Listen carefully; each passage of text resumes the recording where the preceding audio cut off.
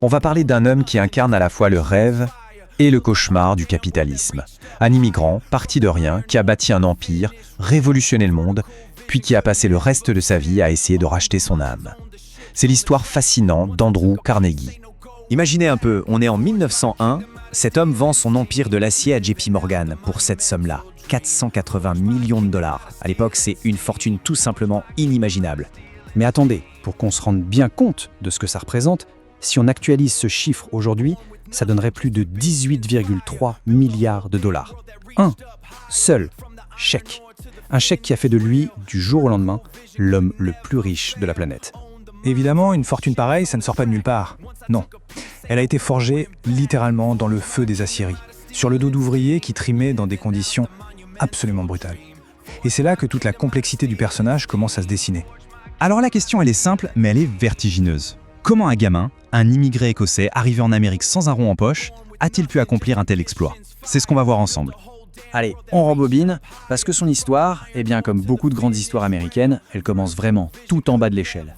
On est en 1848. La famille Carnegie fuit la misère en Écosse pour l'Amérique. Il débarque à Pittsburgh.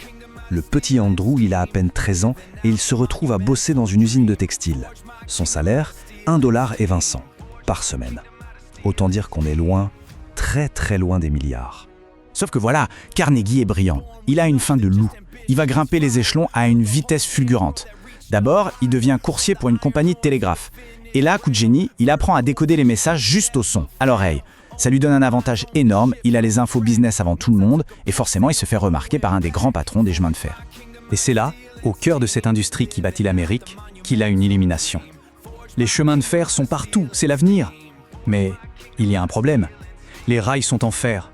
C'est trop mou, ça s'use à une vitesse pas possible. Sur les lignes les plus fréquentées, il faut tout changer toutes les 6 semaines. C'est un gouffre financier. Carnegie, lui, il comprend que l'avenir, ce n'est pas le fer, non. L'avenir, c'est l'acier. Le souci, c'est que l'acier, à l'époque, ça coûte une blinde, et les gens n'ont pas confiance. Alors Carnegie, qui est aussi un pro du marketing, va monter un coup de com' absolument génial. Pour son nouveau pont en acier à Saint-Louis, il organise une parade. Et en tête de cette parade, un éléphant. Pourquoi? Parce qu'à l'époque, une superstition disait qu'un éléphant ne mettrait jamais les pieds sur une structure qui n'est pas solide. L'éléphant traverse, et c'est un triomphe. La confiance est là, les commandes de rails en acier se mettent à pleuvoir. Ok, Carnegie a son produit. Maintenant, il lui faut une stratégie pour écraser la concurrence. Et sa philosophie, elle est simple, mais elle est redoutable. Elle tient dans cette phrase qui va devenir son mantra « Surveiller les coûts et les profits s'occuperont d'eux-mêmes ».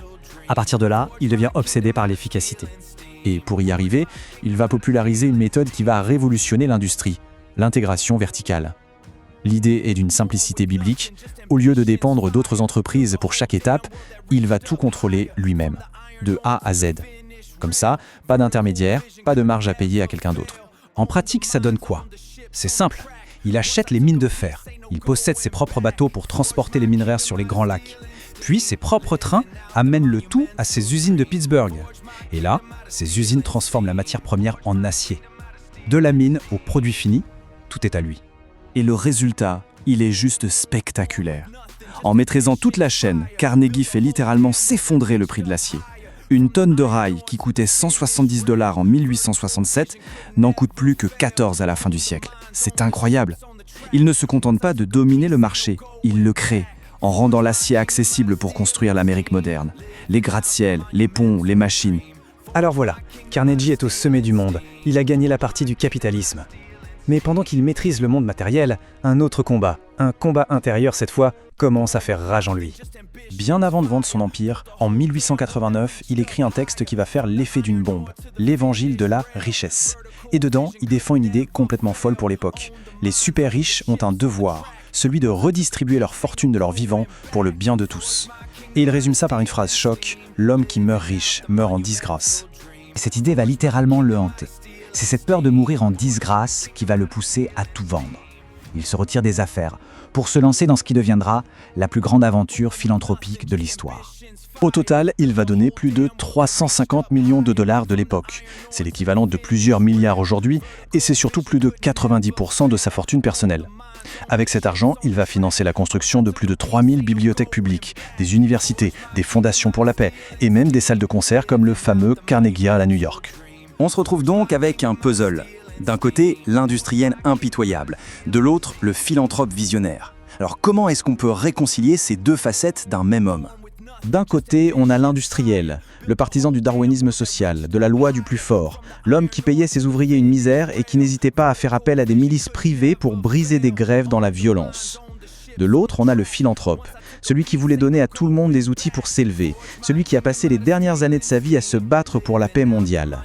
Alors au final, quel est le verdict? Andrew Carnegie, un saint ou un pécheur? Un grand homme ou un tyran? La question, elle reste ouverte. Son héritage est aussi complexe et durable que l'acier qu'il a produit. Et il nous force, encore aujourd'hui, à nous interroger sur la nature de la richesse, le prix de l'ambition et la possibilité peut-être